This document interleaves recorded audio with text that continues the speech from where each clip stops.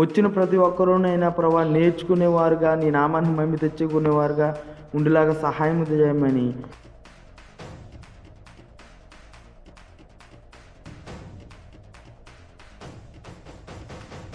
ఆరంభమైంది రెస్టోరేషన్,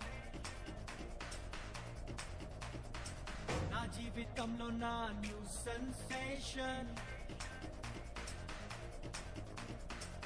ఆరంభమైంది రెస్టోరేషన్, నా జీవితంలో నా న్యూ సెన్సేషన్. నేను పోగొట్టుకున్నవన్నీ నా మేలు కోసం నా ప్రభువు సమకూర్చి దీవించులే. మునుపు సాధించలేని ఎన్నో ఘనమైన పనులు ఇక ముందు నా చేత చేయించులే. మునుపటి మందిర మహిమను మించే రెస్టోరేషన్, రెస్టోరేషన్. కడవరి మందిర ఉన్నత మహిమే రెస్టోరేషన్, రెస్టోరేషన్. రెండంతలు, నాలుగంతలు, ఐదంతలు, ఏడంతలు, నూరంతలు, వెయ్యంతలు ఊహలకు మించెని మునుపటి మందిర మహిమను మించే రెస్టోరేషన్, రెస్టోరేషన్. కడవరి మందిర ఉన్నత మహిమే రెస్టోరేషన్, రెస్టోరేషన్. ఆరంభమైంది రెస్టోరేషన్,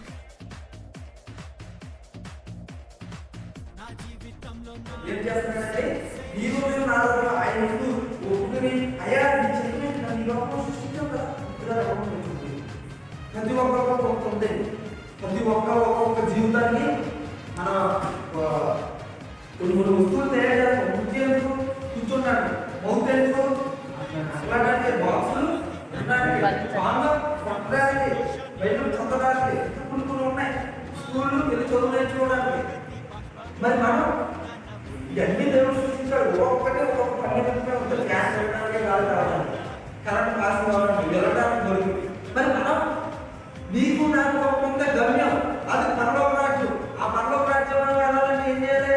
మన పొందాలి, రక్షణ తీసుకోవాలి, మన చుట్టుపక్కల రక్షణ పొందేలాగా చేయాలి. మనం ఇంకా అయ్యా గుర్తించావు కదా, నన్ను గుర్తించావు కదా, జీవులో మనం పంపావు కదా, నా చెప్తాను నీ చెప్తాను నా పక్కన చెప్తాను మరి మనం ఇచ్చిన ఏం చేయాలనుకుంటున్నాం? ఆయన ఇష్టం లేకుండా మనం ఎన్ని అడిగినా అవ్వలేదు. కానీ వెళ్తనే కానీ అయ్యా నీ ఇష్టమే ఒక్కసారి అడిగారు కానీ అయ్యా గుర్తించావు కదా, నా పక్కన ఉన్న నీ చెప్పలేదు. ఒక్కసారి మీరు అడుగుతున్నారా? ఒక్కసారి అని అడిగారు. దేవుడు ఒక్కసారిగా చూపిస్తాను. హల్లెలూయా.